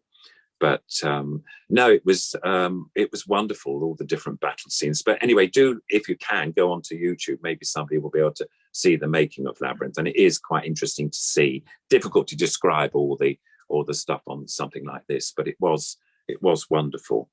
So that was Labyrinth. But I did go on to other films after that. Would you like me to describe a little bit about the other films? Yeah. Are there any particular highlights from your film CV? Ones in particular that you have fond memories of, and when you review those films, you're particularly proud of them? Yeah, I'll tell you one thing, which is quite funny. I mean, I love working on Labyrinth, but it was much more a collaborative thing. I don't think I had a particular highlight, because we weren't, I mean, we were literally in the background, and oh, that's my puppet, oh, and it was gone again, you know, that sort of thing. And the battle scenes, we were all together, all sort of pretending to fight all these things. So, but I mean, I think the most exciting thing was just working together and on these amazing sets, and seeing how Jim filmed it all, and all the technicians. And there seems to be like hundreds of people all working, doing their job, and they'd all suddenly spring to life when they went action, and, you know, everybody would be doing their stuff. But the film that I think I most like working on, partly because it was directed by Frank Oz, and that was Little Shop of Horrors. And again, I went for sort of an audition, but I brought a marionette, fun enough, to audition there. But Frank, his parents were puppeteers before. He was born in this country, actually, believe it or not. But anyway, and he was quite keen to, he said, oh, I did a little bit of marionetting, but, you know, it wasn't my thing really, but he knew about it. But then he said, oh, well, you know, you've worked on other films. Yes, that'll be fine. And basically I worked some of the vines for the plant. Little Shop of Horrors is this huge plant set in this rather scruffy old floral shop in, you know, sort of the real horrible area of New York or something. And it was really, you know, quite grubby and everything. And there was the Mushnik, the shopkeeper, and there was the young Tim Morales, who was the young shop assistant helping, and he was the one who bought this plant. It was tiny then, and it grew into this amazing man-eating plant. And anyway, I was working the vines there. There was the plant itself, and then there was the sort of leaves that sort of all worked. It was all not radio control. They were on pulleys like this, and you worked, and the vines, you know, would work around. And I think I was only doing one, and I think there was about 30 people all underneath the stage, all doing their bit with the plant to make it look amazing, and it did look amazing. But one of the bits that I'm really proud of, and it's only on for 3 seconds or 4 seconds, but I'm proud of it, was there was a smaller vine. We had different size of vines, and there was a bit towards the end of the film where the plant decides to phone Audrey. He's Audrey too, the plant, and Audrey is the main actress, and she's the girlfriend of young Rick. Anyway, and the plant starts to phone, so he puts the money into the phone. It's one of those pay phone, American phones, and that was somebody else. But then he dials the number, and I was the vine that went cut, and then they pulled away. But that's a close-up, marvelous. So I did that, but also I did Mushnik's legs when he got into the plant. I mean, basically, there's a scene where Rick was saying to the Mushnik, the store, you know, holder, what, you know, what's going on here? Why, you know, what's happening? And he said, well, and Rick was sort of saying, well, look behind you. There's this big plant. It actually moves. What are you talking about? Anyway, he turns around, and the plant has got and it's got a tongue in it and everything, and it's got, you know, I think it was they made it all slimy and horrible. Anyway, and so Mushnik looks, and then suddenly the plant plonks on him, and they cut to Rick going, ah! And then they cut back, and his legs are kicking, and that was me on some poles behind the set kicking the legs, and then somebody else was moving the legs into the mouth. So he was like eating, the plant was eating him, and then the legs were kicking but being pulled into the plant's mouth. And that was another bit I'm terribly proud of, because that was like a close-up. So I loved doing that. What other film? Gosh, there's been a load, haven't there? I think, a Muppet Treasure Island. I did some I was asked to do some of the Muppet pirate type characters jumping off the boat, and that was quite fun. And so I got about 3 other puppeteers. They said, "Oh, you can do string puppets, can't you? So, you know, if we string up some of the Muppets and we can have you, you know, you can do that. Choose who you want." So I chose about 3 other people, and it was only, again, these are very short moments in the film, but and then they'd be standing at the edge of the thing, and then they'd just be jumping off, because I can't remember the reason why they did, but that's in the film. That's quite fun. But coming right up to date, I mean, one of the films that I've just worked on, which I can talk about now, which was the Disney version of Pinocchio, which came out last year, but I probably about a year before that I worked on it. And basically I was Tom Hanks's double, as it were, because Tom Hanks was playing Geppetto and I was doing the Pinocchio puppet.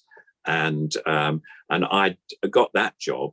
Again, it was just after COVID had happened, and it was all very, boring. We didn't have, all my work is with audience, with people. And of course, that was all stopped. And suddenly I got this phone call saying, "Look, you worked on Beauty and the Beast on this film, and you did some, marionetting on that. And we'd love to, would you be free to do some work?" And of course, my diary was empty. I hadn't had any work at all. So I said, "What was the dates again?" And I'm terrible. But so it was like the end of January till middle of April or something. It's a wonderful long job. And they said, "Well, you'll need a car where, it's the studios are way out near St. Albans area." And I said, "Oh, I don't have a car now. I've given up a car up in London." They said, "Oh, don't worry, we'll send a car." So I had a car to, I was driven out every day. But in that was wonderful. That I really enjoyed doing. And so there's a scene at the very beginning of the film where Geppetto has made the Pinocchio figure, and he's just going to try it out. So I had to teach. It was lovely. Tom Hanks is as nice as what, everybody thinks, "Oh, he must be great, lovely to work with." And he is, because he's a really nice guy. And I remember him coming into my, into the props room, and I got the puppet ready. And he only had 9 days on the film to film all his bits, which was quite a lot because he was Geppetto. But anyway, he did that. And the director was a director called Bob Zemeckis, who's worked on Who Framed Roger Rabbit and various Tom Hanks films. So they were all mates. And he was lovely, a very nice man too. Anyway, Tom came into the props room to see the puppet for the first time. And, again, because COVID, there wasn't many people in the props room. There was just me and I think the AD or something and a few other, about 5 people. That was it. And he came in. He said, "Oh, hi, everybody." And I'm going, "Oh, my God, it's Tom Hanks." Anyway, I'm a terrible star person. But anyway, he said, "Where's Ronnie Le Drew?" So I said, "I'm over here." And I've got the puppet. So I showed him the puppet. He said, "Oh, lovely. This is great." And then he asked the dreadful question. He said, "So how long have you been doing puppets?" Well, I mean, I said, "Well, do you want to know?" And I started, and I said, "Oh, I tell you what, it's all in my book." And I had my book here. And he said, "Oh, that's great, lovely," or something. And I said, "You can buy it on Amazon or eBay, by the way, or good books." And all the props people behind me going, "You don't have this guy." And I'll sign it for you as well if you're lucky. Exactly. Why not? It was so funny. But anyway, "Oh, that's great." And he was charming. And obviously, he wasn't a pay. I didn't have the book to sell there for him. But the others, when he left after that, the others, "You couldn't, you're mad. How could you sell your book to, this great actor?" So I don't know. He was so nice. I just felt, you could read it all in this book. Anyway, I really loved working on that film, and they were really, really nice. So that's another sort of special moment, although I'm afraid I don't think it went out on Netflix, by the way. It hasn't been shown on the cinema. That was Disney Plus, wasn't it? Yes, Disney Plus. Sorry, not Netflix. You're quite right. Thank you very much. Oh, because Netflix was, why I said that was because I also worked on Dark Crystal, Age of Resistance, which was another series which I absolutely loved doing. Talking, and again, it was all puppeteers I'd known over the years. We'd all worked together on the Muppet movies and stuff like that. And the director, French director Louis, who was absolutely wonderful. And there was a sequence, again, a marionette sequence, one of the Podling characters, they're like little village people in it. And then originally they had a marionette version of him dancing in the original Dark Crystal film. This was a sort of prequel series to it. And the I think the Netflix people or producers said, look, I think, we can do that with CGI. And the director said, no, we're not doing any CGI. The puppets have got to be real puppets. And I thought, great. And he said, look, you've done marionette. Can you bring your marionette in and we'll do a little sort of, not audition, but a little take to show them what marionettes can do, sort of thing. So I did that, and that was so funny. I went into the workshop and they had a little clapperboard and they played some music and my marionette was dancing around. And basically he was going to use the marionette or a marionette anyway, but he wanted to show the producers, and they said, okay, we'll use the real puppet. It sounds really good. So we did, and they built a bridge for me originally, but sadly when they did the wide shot, it was again, scaffolding posts showed in the wide shot. So eventually they made me sort of things to stand up quite high. And I wasn't wobbling, but I was doing the puppet. And he worked Steadicam, which is a camera attached to him, because he also filmed sequences. There was a main cameraman, but he did extra bits and he filmed my bit. And he was lovely, lovely guy. And that I really enjoyed doing that. But I did lots of radio control work on that, as well as doing the marionette sequence. So that was fun. That was a great job to do, partly because it was, again, I did have to audition. It was quite funny. We went in London to see, it was somewhere, I don't know, in the West End or something, and we went upstairs and they took photographs of you. They took photographs of your hands. They wanted to know what you'd done before. But when I went up eventually to the room where they were auditioning, and there was the director, producer, a couple of puppeteers, and a couple of maybe 3 puppeteers, and there was a monitor and a sort of a camera, so that you could do your puppets to the camera, sort of thing. And Kevin Clash was one of the American puppeteers. He was the head supervisor puppeteer on the film, and he'd been on the Muppet Show. He's famous for doing Elmo, the puppet on Sesame Street, for years and years, and also loads of other Henson stuff. And of course, I'd worked with him on Labyrinth and Muppet, all these other films. So I'd known him. He said, "Oh, hi, Ronnie." So I said, "Oh, hi, Kevin." He said, what are you going to do? I said, "Well, I've been given a script to read of one of the Gelflings." He said, "Oh, you don't want to do that. Do one of the Skeksis. That'll be fun." So I was really pleased, because the Skeks are these monstery type characters, very weird looking things. And so I just did one of those, and it was just the head of one. It wasn't properly painted. It was just for auditioning to see whether I could work it, I suppose. And I read, I think it was a half a page of script. The others fed in the lines. And it was the Emperor Skeksis. And did he talk like that? So I was still doing all this sort of rubbish. But I met Louis, the director, there, and shook hands. And Lisa Henson, who I'd never met before, she's the older daughter of the Henson family, the only one I hadn't met of all the Henson family, really, which was quite, and she's charming. And then the other puppeteers I knew Kevin and Warwick and other puppeteers who I'd worked with.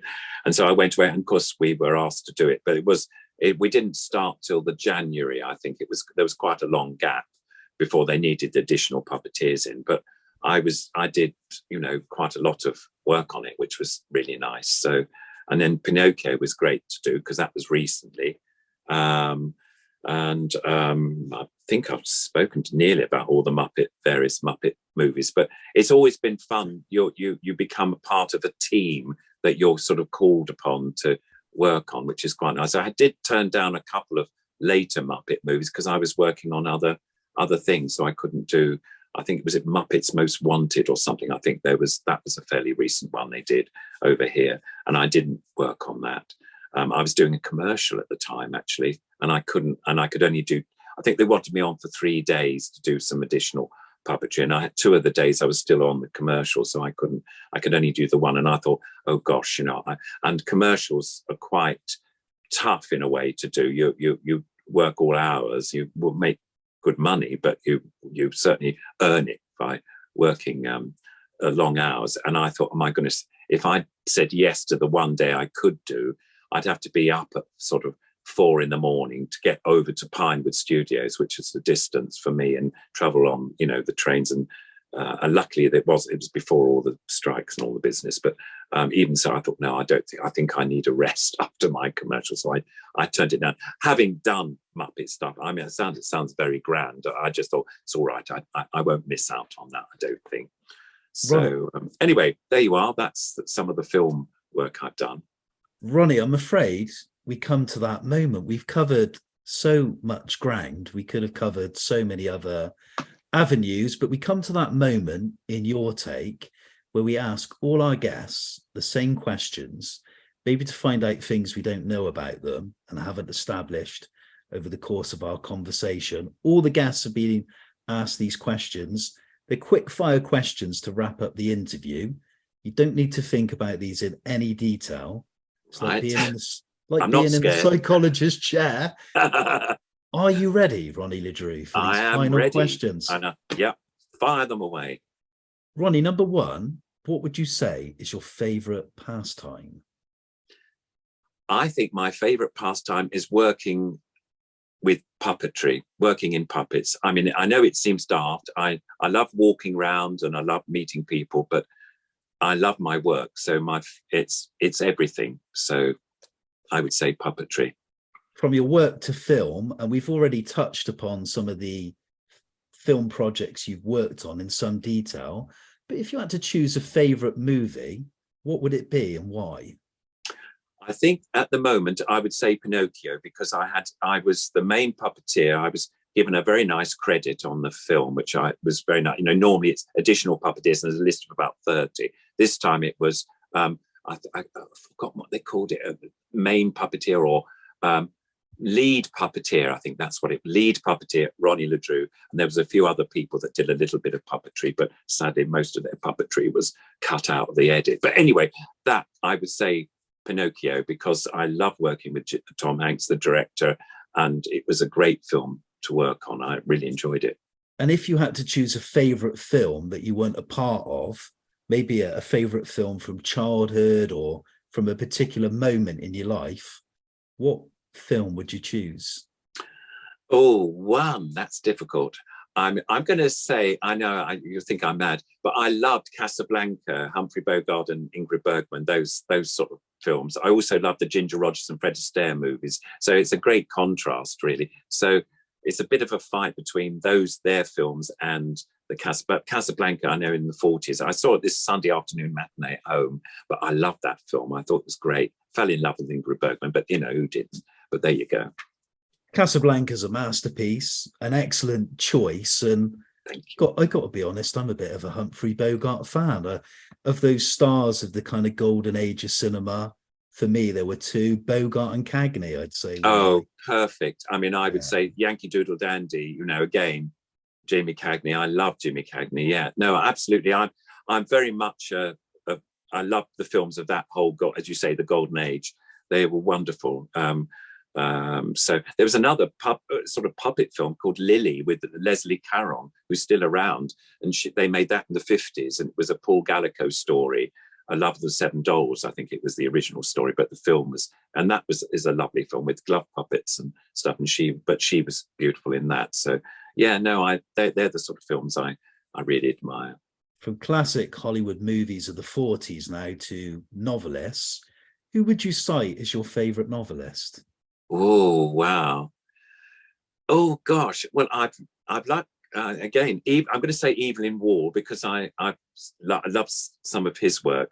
But, gosh, I mean, I'll stick to him for the time being, because I'd have to really, I'd take too long to try and remember all the names of various novels. I'm not a great novel reader. I love reading biography, and that's, so I've got, you know, lots of books I'm still reading. I mean, I think I'm reading it. I'm just check what I'm reading at the moment. Oh, Miriam Margolyes' book, an actress who's a wonderful character actress, radio, film, and all the rest of it, telly. So I prefer to read biographies, but yeah, Evelyn Waugh's stories are good. I mean, H.G. Wells, I loved all his stuff, you know, The Time Machine and all those things.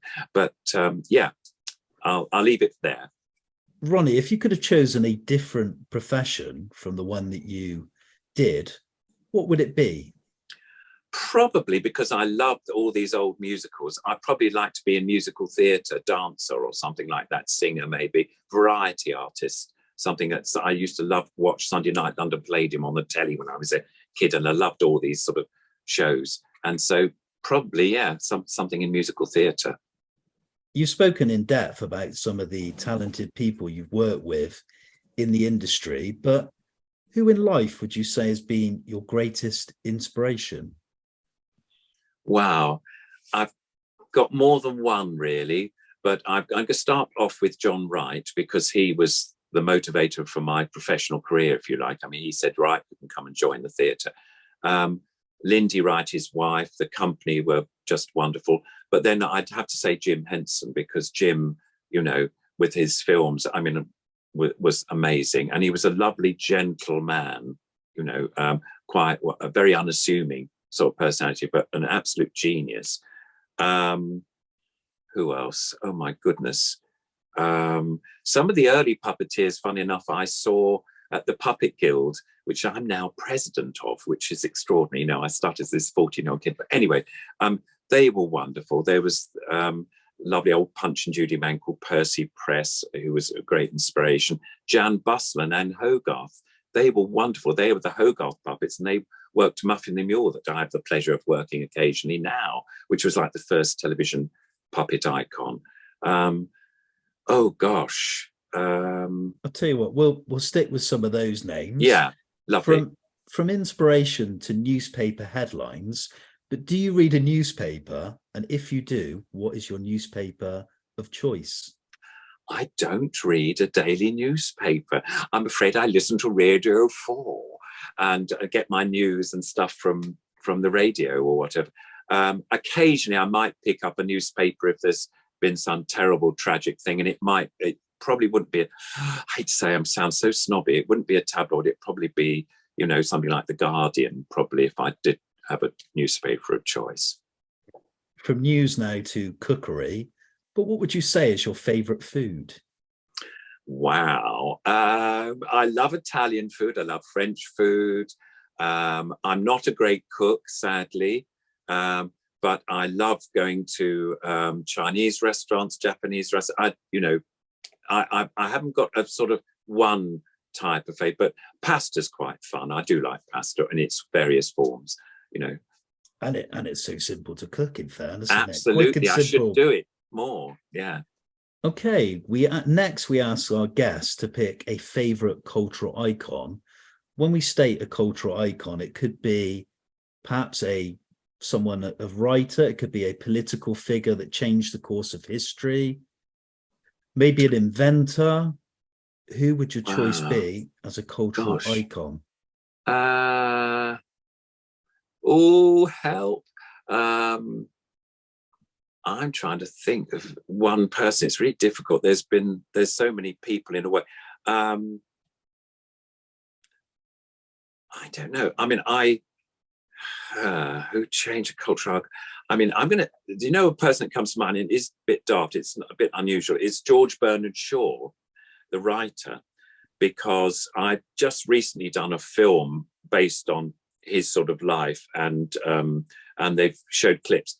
And I found him really fascinating. Some of his early plays were wonderful. I mean, you know, he wrote, you know, Pygmalion, you know, My Fair Lady eventually.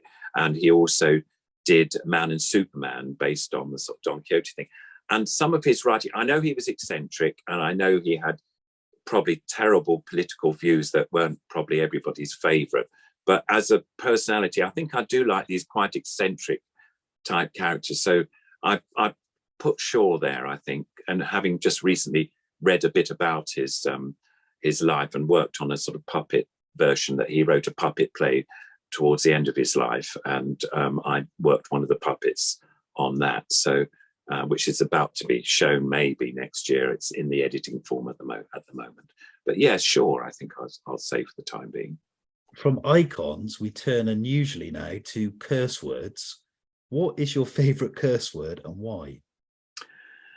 Well, the one that I say quite a lot is shit, it just comes out if I'm really cross. And I hate to say I have in performances suddenly gone, oh shit, and I've, which is a bit embarrassing. Luckily, not too many people have ever say, but that's probably the one that I will come out with mostly. I'm not saying it's a favorite, but it does sort of come to the lips quickly if I've kicked myself or tripped up or something silly like that. But I try not, I've got grandchildren now, so I have to be very careful. I try not to swear in front of them or anything like that, which I don't think I have, although they probably know much more. I mean, they're 10 and 8 and they know the whole gambit nowadays. It's, it's free for everybody to carry on with that. But I try to be respectful and not to, use swear words too much. We've established that you've travelled the world and seen many places with your work, but what would you say is your favourite place or holiday destination?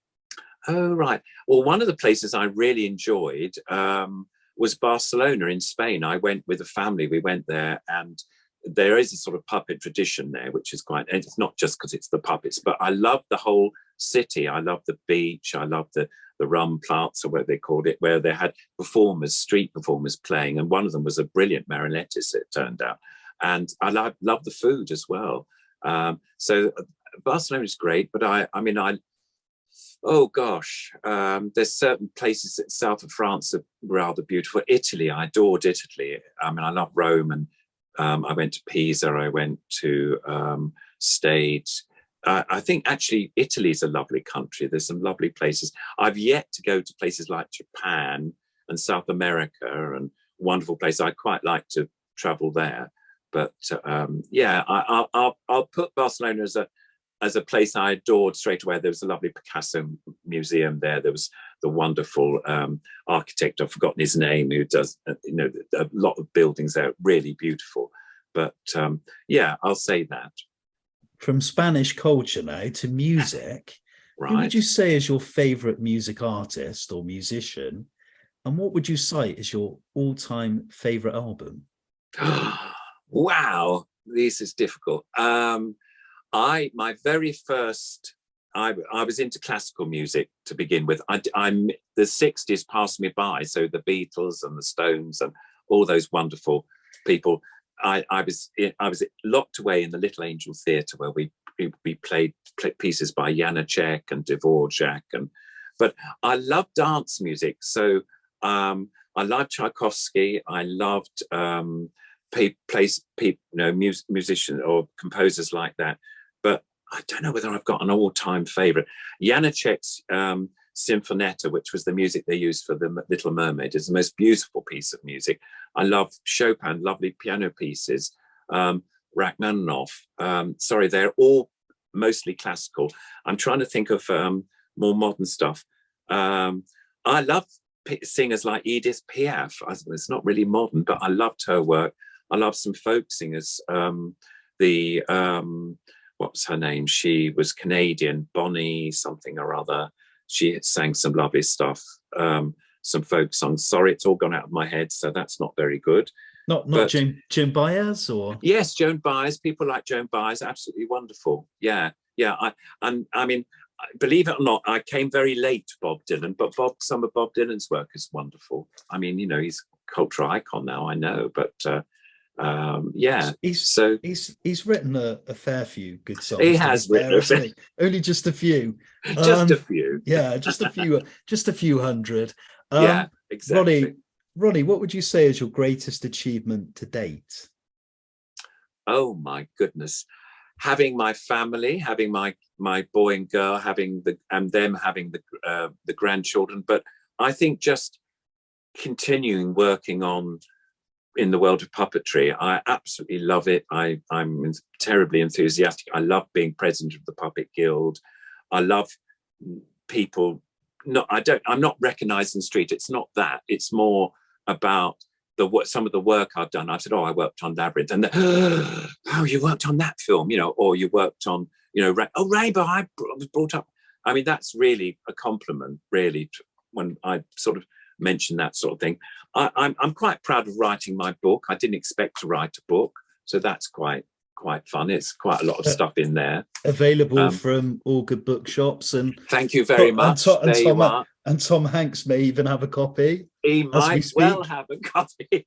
But yeah, I'm fit and well, so I'm continuing doing, the puppetry that I love to do. So yeah, that's it really, I think. And finally, Ronnie Le Drew, the last question of today. How do you wish to be remembered? Oh gosh, as a nice person, as a friendly, easy person to communicate with, but also some of the work I've done, the puppetry work, the characters, probably Zippy and Sweep and Sooty and Muffin and all these lovely characters I've worked. And some of my own characters, the Dodo puppet, who's the Dodo Bird Club puppet that I worked on my own show. And Snitch, lovely. Oh, well, I'm Snitch, and all these funny characters that I did for kids' shows. And the work at the Little Angel, the work at the Norwich Puppet Theatre. I've just done a Christmas season with marionettes at the Norwich Puppet Theatre, which is a wonderful theatre to work. And we had 6 people, marionette show, absolutely wonderful. Thank you, Arts Council, for giving them the grant to, to enable us to have a large company, which is really nice. So yeah, I think my work, hopefully I've been, friendly enough to encourage a load more puppeteers to come along and join the profession. And just, yeah, I think that's it really. Ronnie Le Drew, the end of today's interview. Thank you for being a guest on Your Take. I think we could have literally sat here for hours talking about your life, career, all the things you've worked on. We've so many avenues. Maybe we could have explored more, particularly the commercial side. So thanks for your time and sharing all the memories.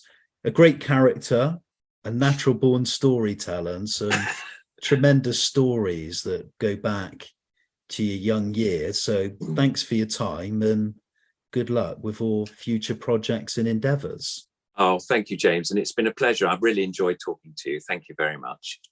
And lastly, thank you. I'm going to put you on the spot a little bit.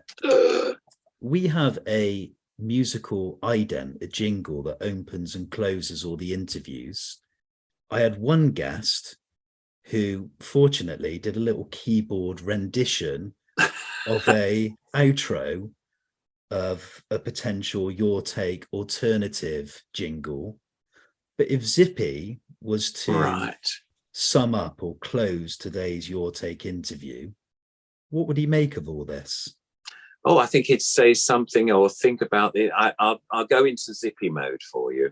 Well, actually, you see, it's all about me, really, because you see, I am Zippy from Rainbow, and I think it's a brilliant podcast because, you see, I didn't say very much on it, though, very sadly, but it's all about, I know, about that puppeteer, Ronnie Le Drew. Well, I suppose he's had to have a hand in me at some stage. But anyway, yeah, I think it's brilliant. I hope you have many, many, many millions of listeners. And thank you very much. Bye-bye, everybody. Bye-bye. I don't think I can top that, Ronnie Le Drew and Zippy. Thank you kindly. Thanks for all the stories. Love the Tom Hanks moment. And yeah, I don't blame you. We're all human beings at the end of the day. So Absolutely. Thank you kindly. Cheers. Thank you so much. Bye-bye.